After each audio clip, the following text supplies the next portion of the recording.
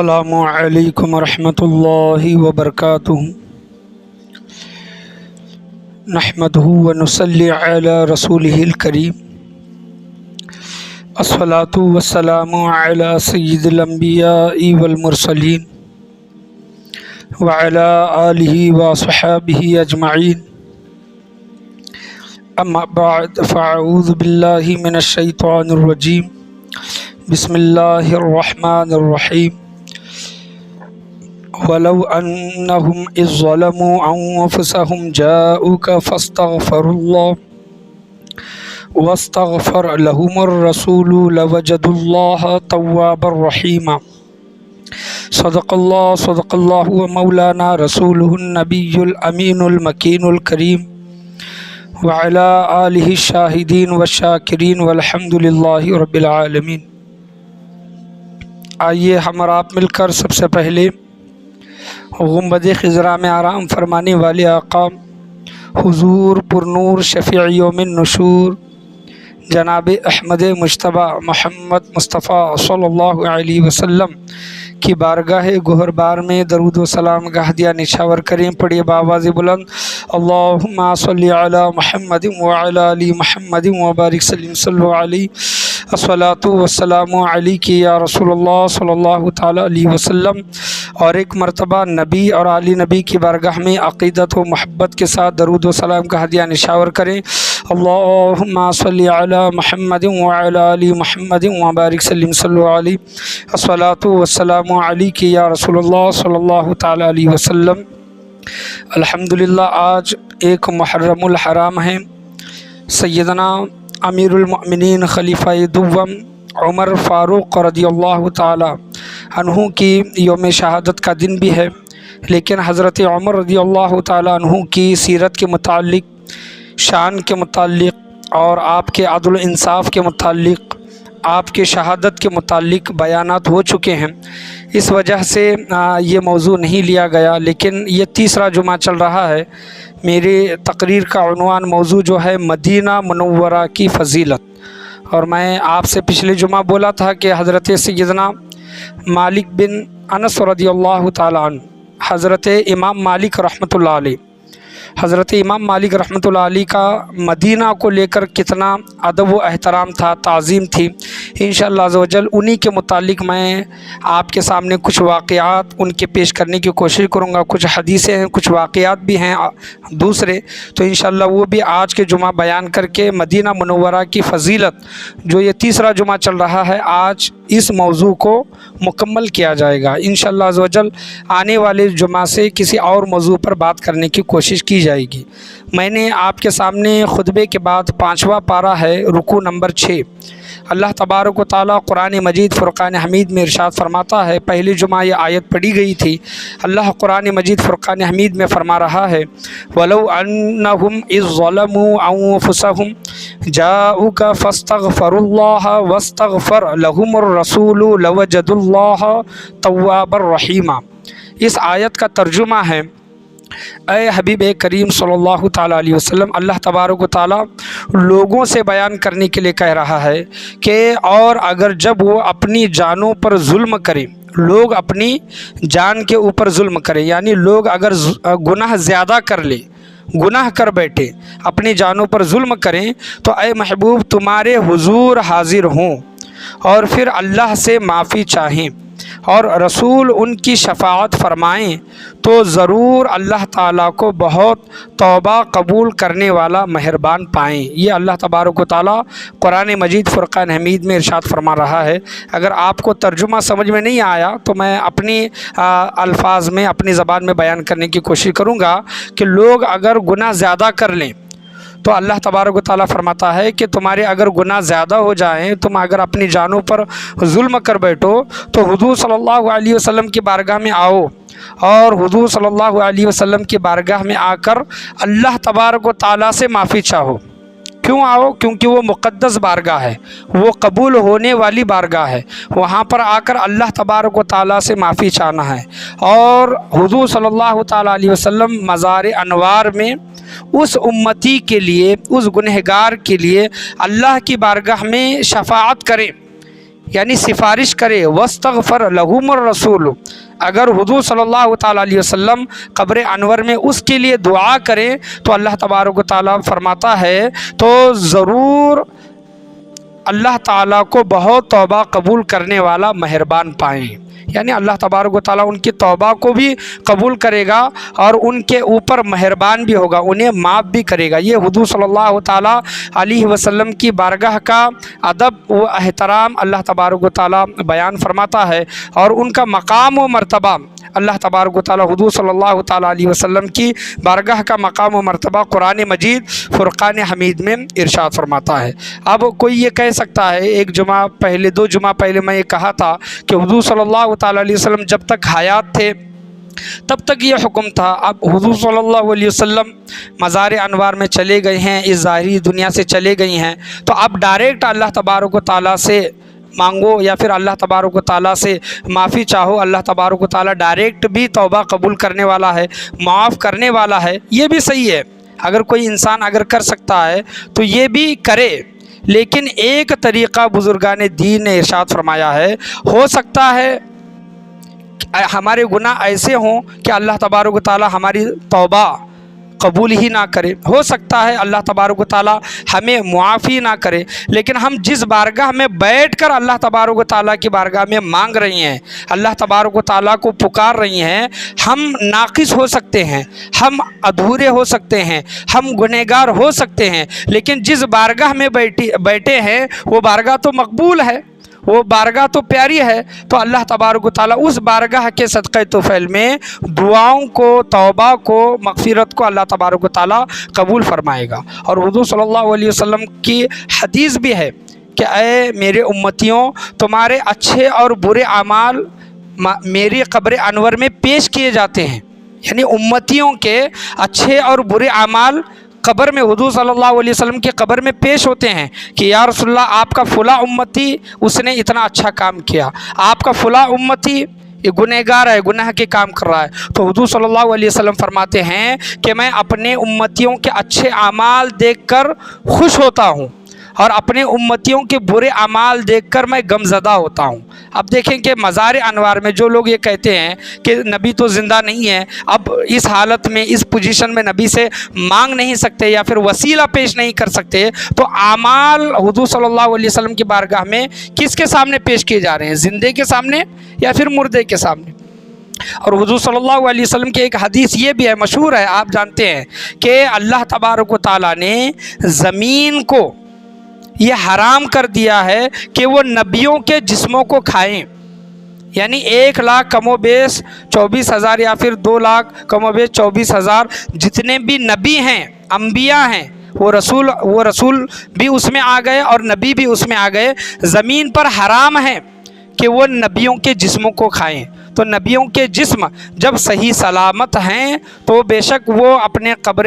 انور میں زندہ بھی ہیں، حیات بھی ہیں، اور وہ امتیوں کے اعمال کو دیکھتے بھی ہیں، فرشتے ان کے بارگاہ میں پیش کرتے ہیں، اور حضور صلی اللہ تعالیٰ علیہ وسلم اپنی امتیوں کا سلام بھی سنتے ہیں۔ جمعہ کا دن خاص کر کے ایسا ہوتا ہے کہ جمعہ کے دن جو کوئی حضور صلی اللہ تعالیٰ علیہ وسلم پر درود و سلام پڑھتا ہے تو براہ راست ڈائریکٹلی حضور صلی اللہ تعالیٰ علیہ وسلم اس امتی کے سلام کو، درود و سلام کو سنتے ہیں۔ اسی وجہ سے اعلیٰ حضرت کہتے ہیں کہ ہم یہاں سے پکارے وہاں وہ سنیں، یعنی آپ جہاں کہیں ہو، دنیا کے کسی کونے میں ہو، اعلیٰ حضرت کہتے ہیں کہ ہم یہاں سے پکارے وہاں وہ سنیں، مصطفیٰ کی سماعت پہ لاکھوں سلام۔ سماعت یعنی سننا، مصطفیٰ کی سماعت پہ یعنی حضور صلی اللہ تعالیٰ علیہ وسلم امتیوں کے سلام کو سن رہی ہیں، درود کو سن رہی ہیں، تو ہم یہاں سے پکارے وہاں وہ سنیں، مصطفیٰ کی سماعت پہ لاکھوں سلام۔ مدینہ منورہ کی فضیلت میں آپ کے سامنے بیان کر رہا تھا کہ حضور صلی اللہ تعالیٰ علیہ وسلم کے ظاہری وصال کے بعد جب آپ صلی اللہ تعالیٰ علیہ وسلم کا مزار انوار بنایا گیا اور بارش اور دھوپ سے بچنے کے لیے مدینہ منورہ والوں نے حضور صلی اللہ علیہ وسلم کے مزار انوار پر ایک چھت باندھا، ایک سہارا، ایک چھت، جس سے جانور وغیرہ ہے یا پھر دھوپ ہے یا پھر بارش ہے وہ داخل ہو نہ سکے۔ تو ہوا کیا کہ کچھ مہینے یا پھر کچھ سال گزرنے کے بعد مدینہ منورہ میں قحط سالی پڑ گئی. قحط سالی مدینہ منورہ کے لوگ بہت پریشان ہو گئے, بارش ہی نہیں ہو رہی تھی. تو تمام لوگ بڑے بڑے اکابر صحابہ کرام بڑے بڑے لوگ حضرت عائشہ صدیقہ رضی اللہ تعالیٰ عنہا کی بارگاہ میں حل پوچھنے کے لیے آئے کہ کیا کریں کہ بارش نہیں ہو رہی ہے, قحط سالی ہو گئی ہے, تو آپ ہی کچھ رائے اور مشورہ دے. تو حضرت عائشہ صدیقہ رضی اللہ تعالیٰ عنہا نے بیان کیا کہ حضور صلی اللہ تعالیٰ علیہ وسلم کے مزار انوار کے اوپر جو چھت ہے, اس وقت تو گنبد نہیں تھا, تو جو چھت ہے اس چھت میں تھوڑا سا سوراخ کر دو. کیا کر دو؟ اور ایسا سوراخ کر دو کہ حضور صلی اللہ علیہ وسلم کا مزار انور اور آسمان کے بیچ میں کوئی رکاوٹ, کوئی پردہ نہ رہے, اتنا ایک سوراخ کر دو. تو مدینہ منورہ نے حضرت عائشہ صدیقہ رضی اللہ تعالیٰ عنہ کے مشورے پر اس چھت پر ایک سوراخ کیا, اور ایسا سوراخ کیا کہ اس سوراخ سے حضور صلی اللہ تعالیٰ علیہ وسلم کا مزار انور بھی دکھائی دیتا تھا, اور آسمان اور مزار انور میں کوئی رکاوٹ, کوئی پردہ نہیں تھا. تو اتنا کرنا تھا کہ مدینہ منورہ میں بارش کی بوچھار ہو گئی.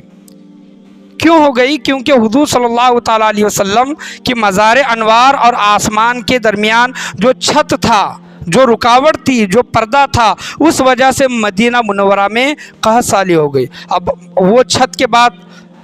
بہت سے گنبدیں وغیرہ وہاں پر چینج ہوئی ہیں. کہا جاتا ہے کہ پہلے لکڑی کی تھی, کہا جاتا ہے کہ پہلی پیلی گنبد تھی, کہا جاتا ہے کہ نیلی بھی گنبد تھی, بعد میں اس کو سبز گنبد, ہرا گنبد اس کو بنا دیا گیا. لیکن آپ دیکھ سکتے ہیں کہ آج کے دور میں بھی 1450 سال 1500 سال کا عرصہ گزر رہا ہے. مدینہ منورہ کہ جو گنبد خضرا ہے, گنبد خضرا کے اگر آپ اوپر اگر دیکھیں گے اور اس فوٹو کو اگر زوم کر کے دیکھیں گے, نیٹ پر بھی آپ کو وہ فوٹو مل جائے گا, تو وہ آپ کو ایک مزار کے جیسا دکھائی دے گا. اوپر جہاں پر مینار ہے, گنبد خضرا ہے, وہاں پر آپ کو ایک مزار کے جیسا دکھائی دے گا. اگر زیادہ زوم کر کے دیکھیں گے تو وہ مزار نہیں ہے, بلکہ وہاں پر ایک سوراخ ہے, اور وہ سوراخ حضرت عائشہ صدیقہ رضی اللہ تعالیٰ عنہا کے دور سے, یعنی ان کے مشورے سے آج تک وہ قائم اور دائم ہے, اور انشاءاللہ عز و جل قیامت تک وہ قائم اور دائم رہے گا. کیونکہ حضور صلی اللہ علیہ وسلم کے مزار انوار اور آسمان کے بیچ میں کوئی چیز حائل نہیں ہے, کوئی چیز پردہ نہیں ہے, کوئی چیز رکاوٹ نہیں ہے. تو یہ حضرت عائشہ صدیقہ رضی اللہ تعالیٰ عنہ کے مشورے پر مدینہ والوں نے یہ عمل کیا, اور یہ عمل کرنے کا نتیجہ یہ ہوا کہ مدینہ منورہ میں جو قحط سالی ہو گئی تھی, دشکار جیسا معاملہ ہو گیا تھا, اللہ تبارک و تعالیٰ نے حضور صلی اللہ تعالیٰ علیہ وسلم کے برکت سے, مزار انوار کے برکت سے مدینہ منورہ پر اللہ تبارک و تعالیٰ نے بارشوں کا عنایت عطا فرمایا. آپ صلی اللہ تعالیٰ علیہ وسلم ارشاد فرماتے ہیں, کتاب العمل زرقانی علی المواحد اور جامع الفوائد, یہ کتاب میں آیا ہے کہ آپ صلی اللہ تعالیٰ علیہ وسلم نے مدینہ منورہ کی مٹی میں شفا ہے, یہ آپ صلی اللہ تعالیٰ علیہ وسلم نے ارشاد فرمایا. اور مدینہ منورہ کی مٹی میں کیسی شفا ہے کہ آپ صلی اللہ علیہ وسلم نے فرمایا کہ جزام یعنی کوڑ کی جو بیماری ہوتی ہے نا, کوڑ کی بیماری کی جیسی بھی شفا اللہ تبارک و تعالیٰ نے مدینہ منورہ کی مٹی میں رکھی ہے. مٹی میں, یہ آپ صلی اللہ تعالیٰ علیہ وسلم کا فرمان ہے. اور آپ صلی اللہ علیہ وسلم مدینہ منورہ کی مٹی سے بھی کیسی محبت کرتے تھے. دیکھیں کہ جب کبھی سفر کے لیے مدینہ منورہ سے باہر جانا ہوتا اور آپ صلی اللہ علیہ وسلم لوٹ کر جب مدینہ منورہ کی طرف آتے اور سواری پر سوار ہوتے اونٹنی پر, تو اپنی اونٹنی کو تیز دوڑاتے, سواری کو تیز کرتے مدینہ منورہ کی طرف جب جا رہی ہیں. اور اگر منہ پر کپڑا ہے تو آپ صلی اللہ علیہ وسلم وہ کپڑا ہٹا دیتے تھے. اور مدینہ منورہ کہ وہاں پر جو ہوائیں چلتی ہیں اور ہواؤں سے وہ جو دھول اور مٹی اڑتی ہے وہ آ کر اگر چہرے پر بھی لگتی تو آپ صلی اللہ علیہ وسلم اس مٹی کو, دھول کو نہیں ہٹاتے تھے, اس مٹی کو, دھول کو اپنے چہرے پر رکھنے دیتے تھے. اتنی محبت مدینہ کے مٹی سے بھی آپ صلی اللہ تعالیٰ علیہ وسلم کرتے تھے. اگر کوئی صحابی مٹی اڑ رہی ہے، دھول اڑ رہی ہے کر کے اس کو صاف کرنے کی کوشش کرتا تو آپ صلی اللہ علیہ وسلم ایسے صحابہ کو منع کرتے اور فرماتے کہ اے میرے صحابہ، اللہ تبارک و تعالیٰ نے مدینہ کے مٹی میں بھی شفا رکھی ہے۔ وہ مدینہ تو یہ حضور صلی اللہ تعالیٰ علیہ وسلم کے جانے کے بعد وہ نام ہوا، اس کا پہلے نام یثرب تھا۔ کیا تھا؟ یثرب، یعنی بیماریوں کی جگہ، بیماریوں کا گڑھ جس کو بولا جاتا ہے۔ ہٹا کٹا بھی اگر انسان مدینہ منورہ میں جاتا، حضور صلی اللہ علیہ وسلم کے جانے کے پہلے کی بات میں بیان کر رہا ہوں، وہاں پر بیمار ہوتا، وہاں پر بیماریوں کی جگہ تھی وہ، لیکن اللہ تبارک و تعالیٰ نے حضور صلی اللہ تعالیٰ علیہ وسلم کے قدموں کی برکت کی وجہ سے بیماری کی جگہ کو شفا کی جگہ بنا دیا۔ یعنی اگر کوئی بیمار بھی ہوتا ہے تو مدینہ منورہ کی مٹی میں بھی اللہ تبارک و تعالیٰ نے یہ برکت رکھی ہے کہ اللہ تبارک و تعالیٰ نے اس سے شفا لوگوں کو عطا فرماتا ہے۔ امام مالک رضی اللہ تعالیٰ عنہ کی بارگاہ میں ایک شخص نے مدینہ منورہ کی مٹی کو خراب کہا کہ مدینہ منورہ کی مٹی خراب ہوئی ہے، تو امام مالک رحمۃ اللہ علیہ نے ایسے انسان کو 20 کوڑے مارنے کی سزا دی، 20 کوڑے، صرف مدینہ کی مٹی کو خراب کہنے کی وجہ سے۔ تو لوگوں نے پوچھا کہ اے امام، اس نے مدینہ کی مٹی کو خراب کہا ہے تو آپ نے اس کو سزا کیوں دی؟ تو امام مالک رحمۃ اللہ علیہ مدینہ سے کیسا عشق کرتے تھے دیکھیں، وہ کہتے ہیں کہ اس کی سزا تو یہ ہے کہ اس کا سر قلم کر دیا جائے،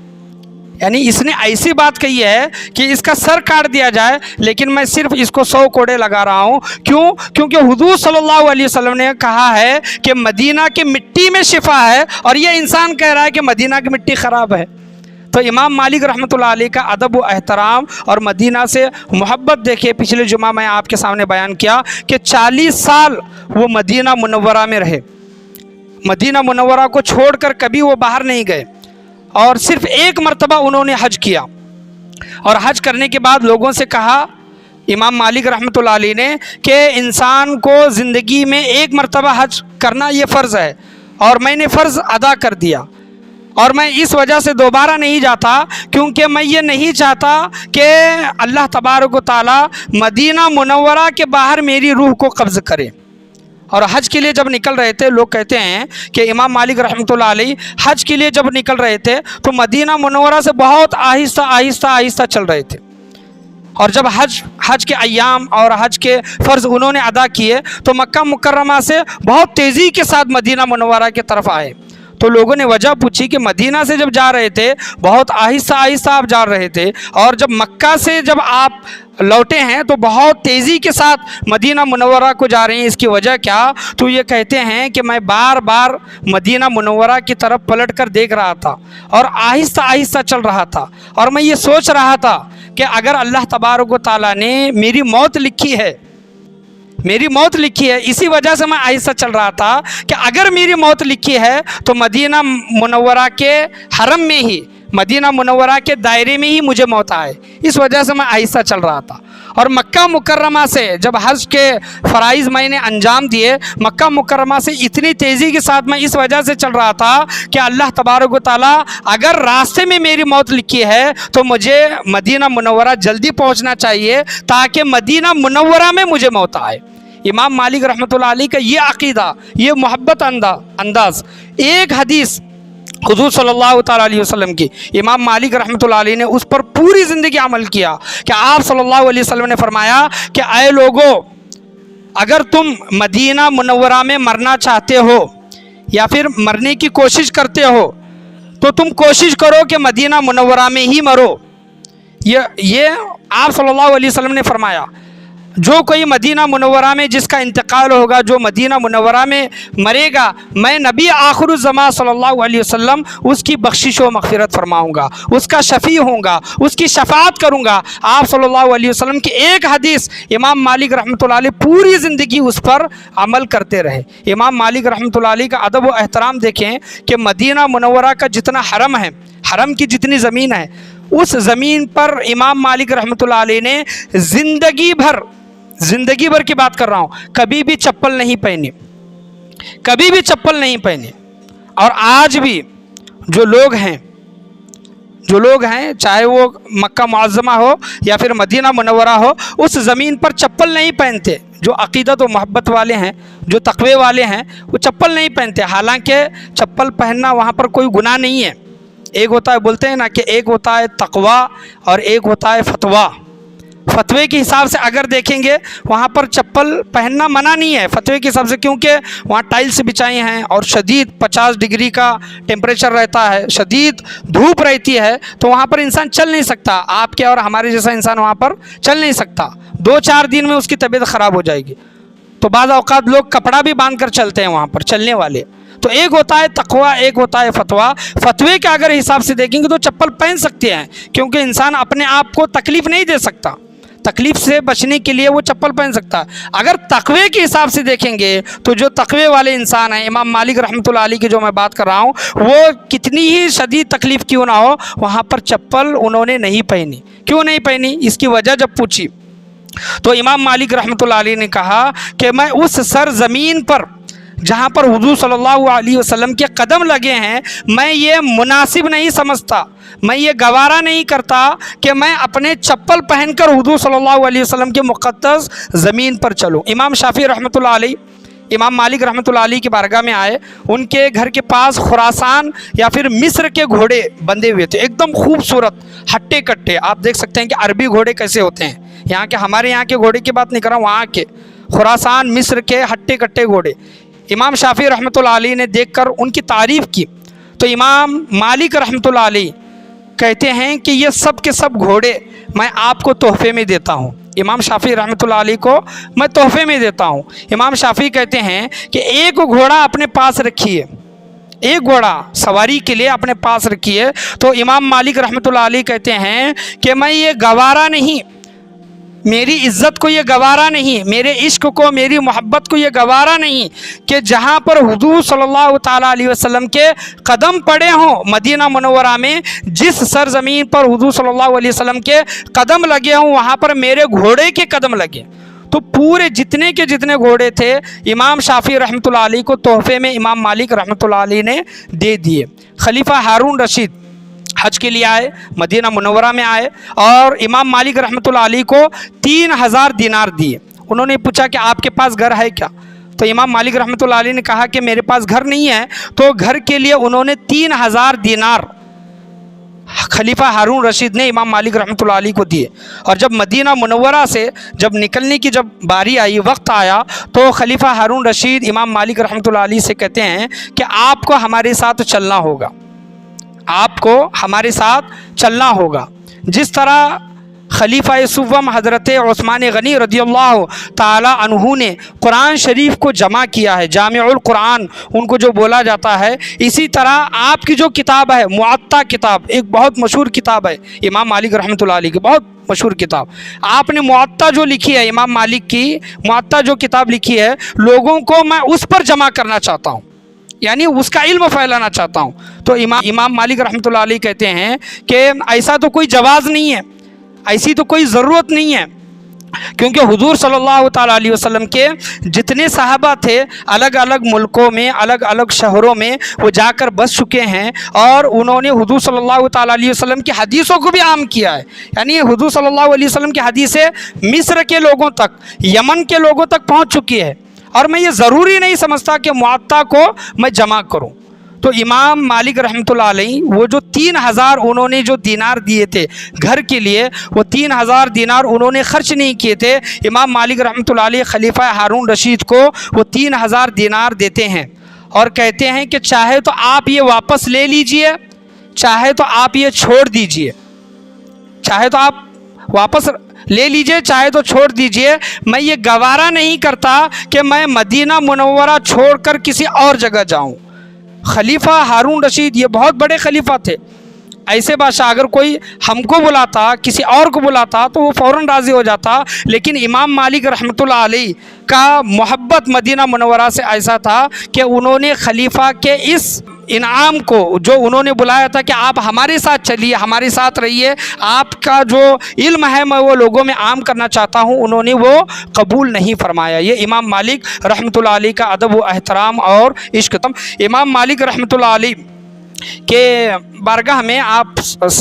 راستے سے چل رہے تھے، ایک شخص آیا اور اس نے کہا کہ مجھے حضور صلی اللہ تعالیٰ علیہ وسلم کی ایک حدیث کا علم چاہیے، وہ حدیث میں آپ کو پوچھنے آیا ہوں۔ تو امام مالک رحمۃ اللہ علیہ نے اس کو 20 چھڑی لگائی۔ کتنی لگائی؟ 20 چھڑی،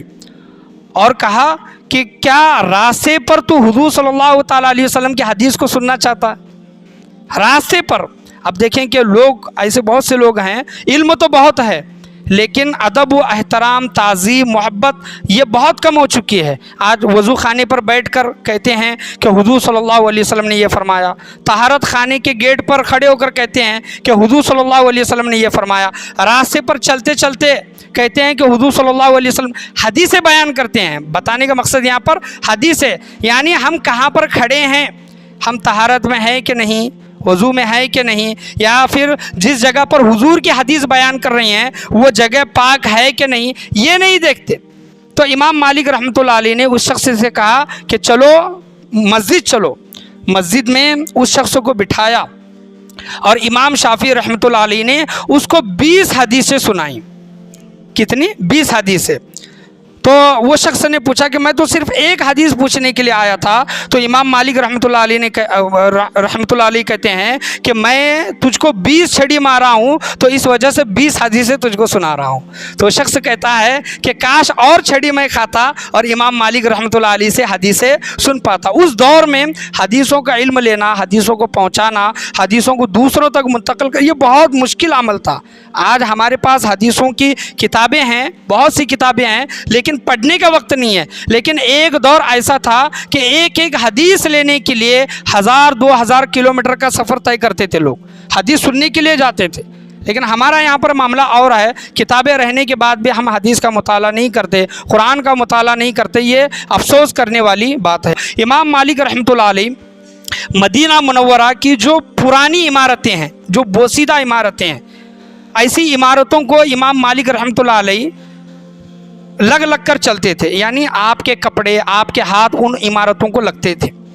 ہاتھ لگا کر وہ چلتے تھے۔ 20 راستے سے امام مالک رحمۃ اللہ علیہ نہیں چلا کرتے تھے۔ بوسیدہ جو عمارتیں ہیں، جو بہت پرانی عمارتیں ہیں، 200 سال 400 سال پرانی جو عمارتیں ہیں، ان عمارتوں کو ٹیک لگا کر یا پھر کپڑا لگا کر، ہاتھ لگا کر، ہاتھوں سے مس کر کے چلتے تھے۔ تو لوگوں نے پوچھا کہ آپ اس طرح کیوں چلتے ہیں؟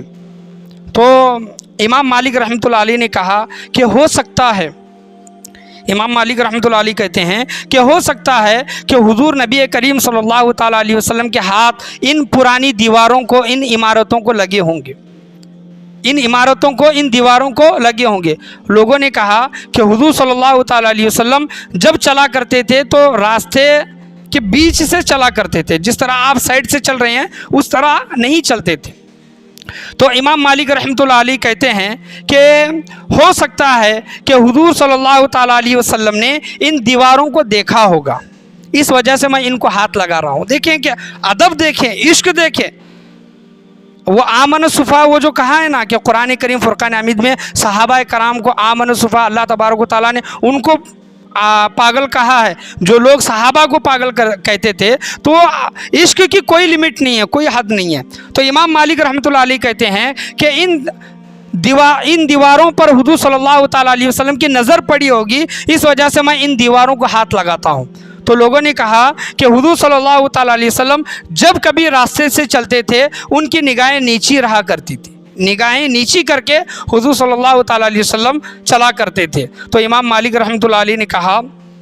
کہ اگر حضور صلی اللہ علیہ وسلم کے ہاتھ مبارک، جسم مبارک ان دیواروں کو نہیں لگا ہے، یا پھر ان دیواروں کو حضور صلی اللہ تعالیٰ علیہ وسلم نے نہیں دیکھا ہے، لیکن تمہیں ایک بات تو مانی پڑے گی کہ یہ عمارتیں جو حضور صلی اللہ علیہ وسلم کے زمانے کی ہیں، کہ ان عمارتوں نے حضور صلی اللہ تعالیٰ علیہ وسلم کو تو دیکھا ہوگا، دیواروں نے تو حضور صلی اللہ تعالیٰ علیہ وسلم کو دیکھا ہوگا، اس وجہ سے میں ان کو ہاتھ لگا کر چلتا ہوں، کیونکہ میرے نبی کریم صلی اللہ تعالیٰ علیہ وسلم کو ان دیواروں نے دیکھا ہوگا۔ یہ ادب کا مقام و مرتبہ ہے، یہ حد ہے، یاد رکھیں امام مالک رحمۃ اللہ علیہ نے، کہ ان کے متعلق بولا جاتا ہے کہ کبھی بھی حرم کی جو زمین ہے وہاں پر چپل نہیں پہنی، اور کبھی بھی قضائے حاجت، واش روم کے لیے مدینہ کی جو حرم کی جو زمین ہے وہاں پر کبھی بھی آپ نے قضاء حاجت نہیں کی، واش روم نہیں کیا، بلکہ دور جا کر مدینہ کے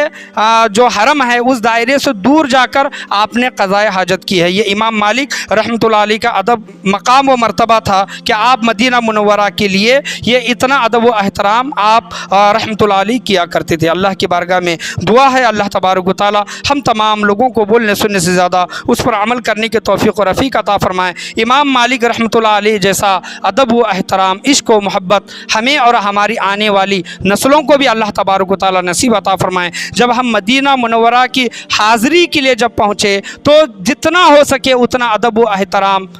کرنے کی اللہ تبارک و تعالی ہم تمام لوگوں کو توفیق و رفیق عطا فرمائے۔ آج کے بیان میں، آج کے درس میں، بولنے میں، سننے میں، سمجھنے میں یا پھر سمجھانے میں کسی بھی قسم کی غلطی، کمی بیشی، کوتاہی، خامی، بھول چوک ہوئی ہو، اللہ تبارک و تعالی محض اسے اپنے فضل و کرم سے معاف عطا فرمائے اور مکہ معظمہ اور مدینہ منورہ کی حاضری ہم تمام لوگوں کو نصیب عطا فرمائے۔ لا الہ الا اللہ محمد الرسول اللہ صلی اللہ تعالی علیہ وسلم، وآخر دعوانا ان الحمد للہ رب العالمین۔